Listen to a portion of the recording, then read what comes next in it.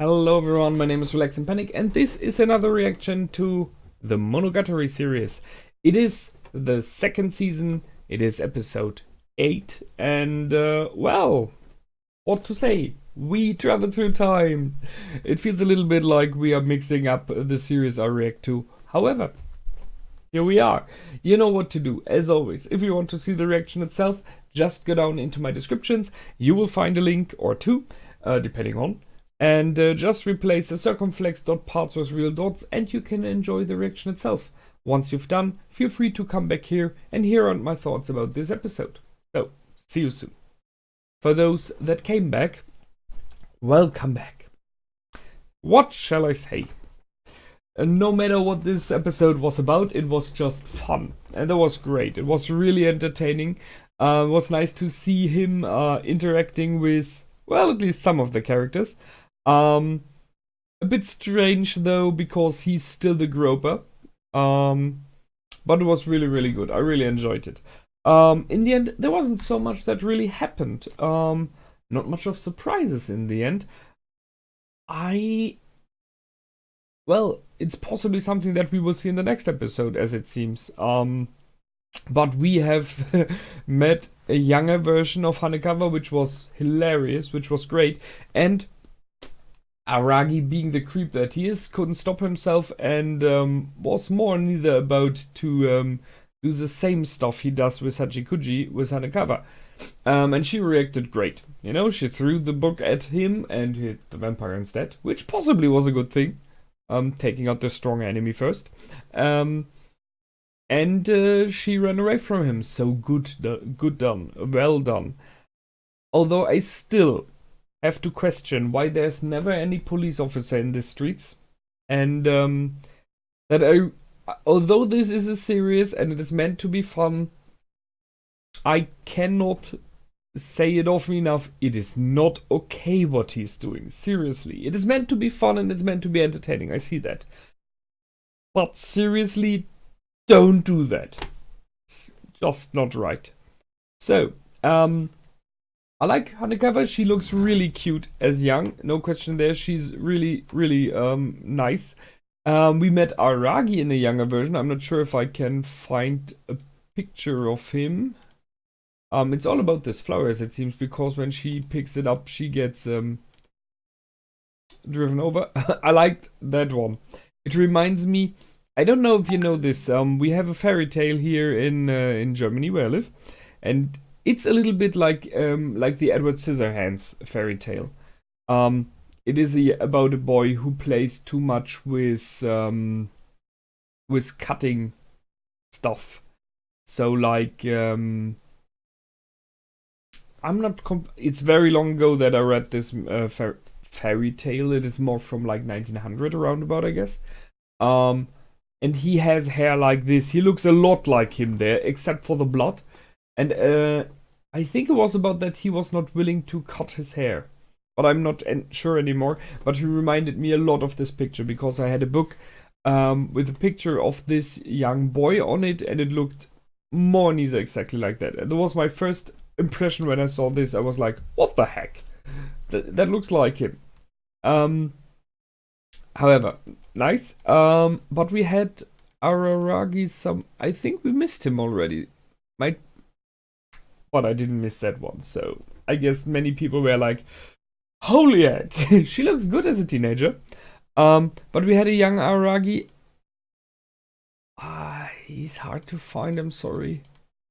I really try, because I like the fact that Shinobu wanted to grapple him, which kind of makes sense. There it is. She's so freaking out. Come on, give me a picture of him.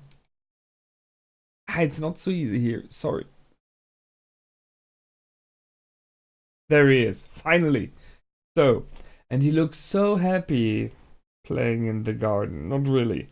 But it was great to see that Shinobu is acting exactly like Aragi does. There's a young boy, I have to molest him. And as Aragi said himself, it seems you got spoiled by someone, and we all know by whom. So, as I said, I really like this episode. It is just entertaining.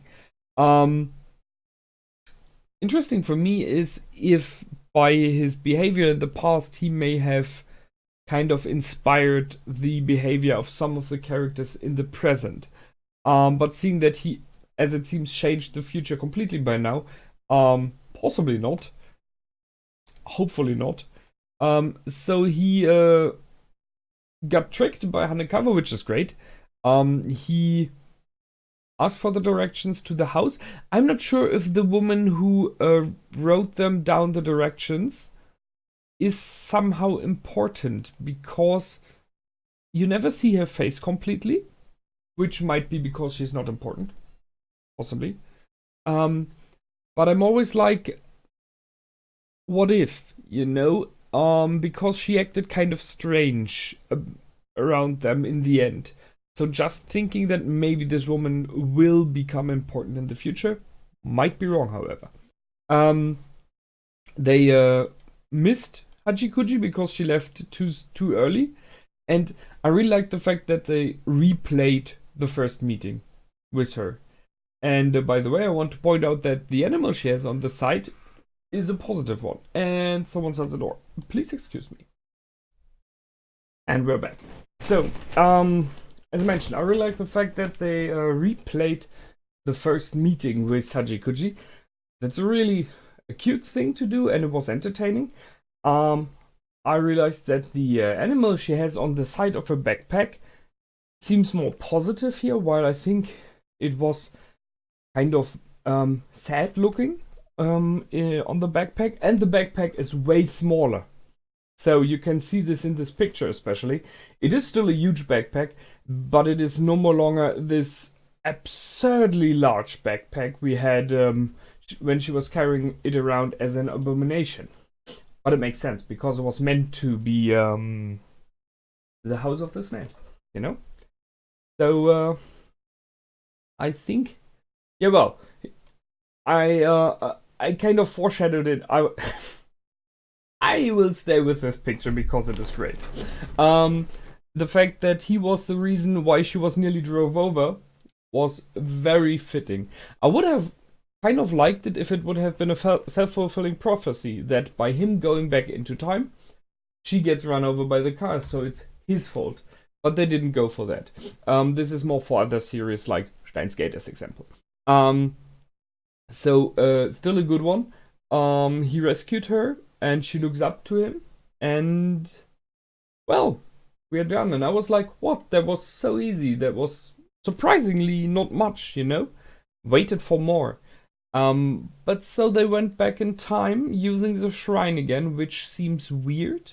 Because, they clearly pointed out that this shrine looks too old and rotten for 11 years in the past. Maybe there's something, the reason that they used the shrine. I'm not sure about it. But you could see it is a past because of the gate. And as I pointed out the last time already, the right side of the gate was damaged, was hit by one of the snakes when it fled from Aragi in one of the other episodes. I really like the fact that they thought about this, that they, in the present, the gate was damaged. Just that they thought about this is great because it shows that they remember the first episodes and someone was aware of it. And in the past, it is not damaged yet. So really nice detail there. I like it. So they went back and normally you would say, okay, all is fine. I kind of like the fact that Shinobu hasn't have to use any spell. She just does it like that and she just did the spell for fun. And I really asked myself if they could go the other way around, that she put the gate in the other direction, so they don't fall down the stairs. Because I asked myself if she's doing it on purpose, which might be fitting. So, this is where we are, and where we start off in the next episode. As Aragi said, something happened due to his time travel and saving Hachikuji. All of the world is gone? What the heck? I think we will see about that. Hopefully. And so I will end it with this very fitting picture here, which tells you way more about the show than you want to know. So, that's it from me. I hope you liked this episode. I did. It was a nice one. And I will see you the next time. Until then, please feel free to comment, like, and subscribe. My name is Relax and Panic. Goodbye and out.